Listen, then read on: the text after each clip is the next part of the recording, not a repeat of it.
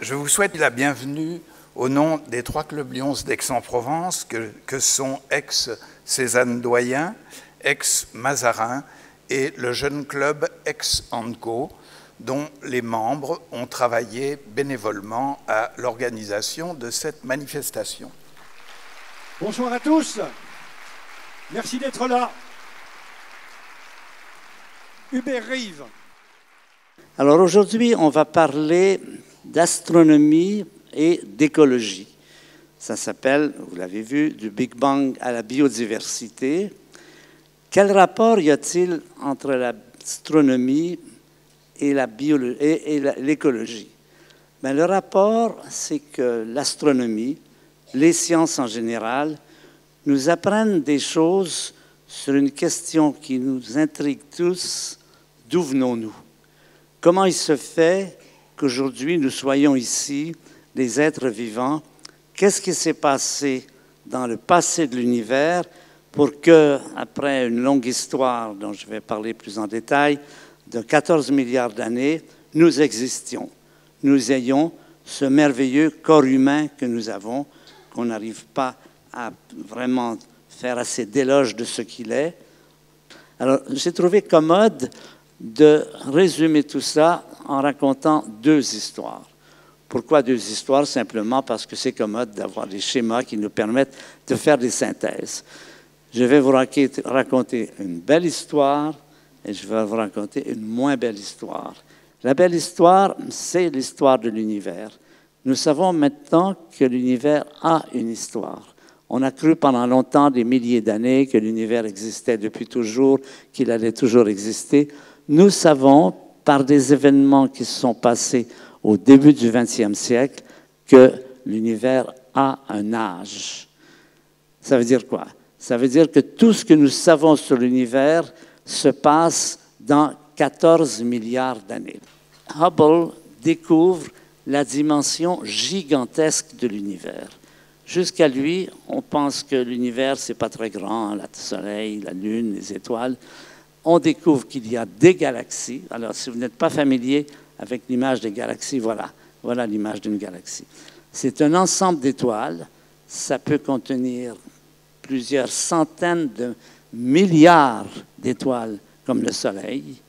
Hubble découvre qu'il y a beaucoup de galaxies et qu'en fait, le nombre de galaxies dans l'univers lui-même est voisin de centaines de milliards. Il découvre que toutes les galaxies s'éloignent de la nôtre, toutes les galaxies s'éloignent les unes des autres dans un grand mouvement qui s'appelle l'expansion de l'univers. Où que vous soyez dans l'univers, si vous observez le monde autour de vous, vous allez voir que les galaxies s'éloignent. C'est ce qu'on appelle l'expansion de l'univers et c'est ce qui nous a appris quelque chose d'important, c'est que le passé était différent du présent. Donc, première importante découverte, c'est nous vivons dans un univers qui a une histoire et quelle doit être maintenant la tâche des astrophysiciens et des physiciens, ben, c'est de reconstituer cette histoire. Alors, qu'est-ce qui s'est passé il y a 7 millions d'années? Il s'est passé qu'une espèce, un animal, a acquis une forme supérieure d'intelligence. La moins belle histoire, ça va être de raconter le rôle de l'intelligence dans la destinée humaine.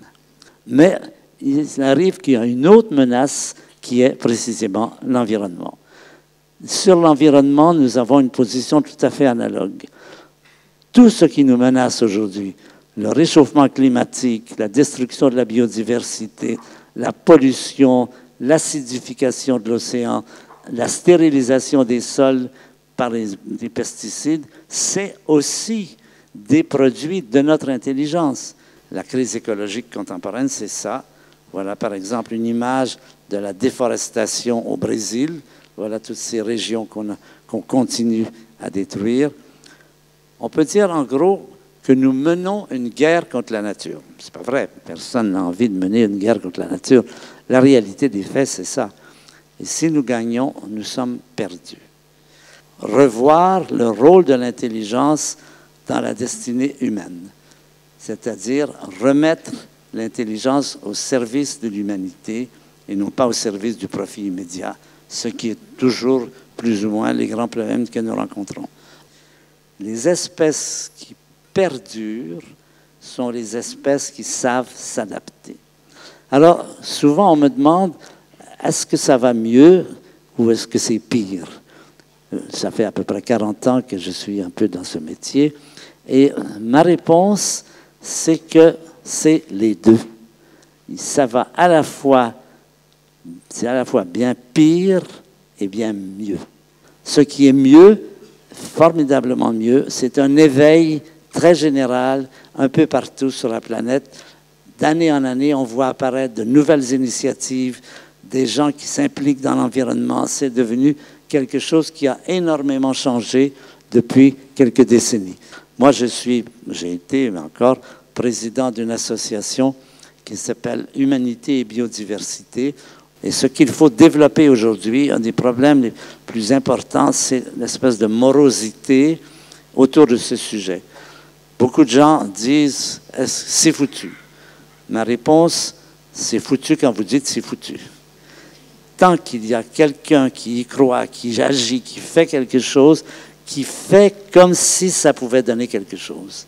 Donc, je pense que c'est l'attitude qu'il faut prendre aujourd'hui, c'est-à-dire il faut à tout prix sauver l'humanité. Voilà, je vous laisse là-dessus. Merci.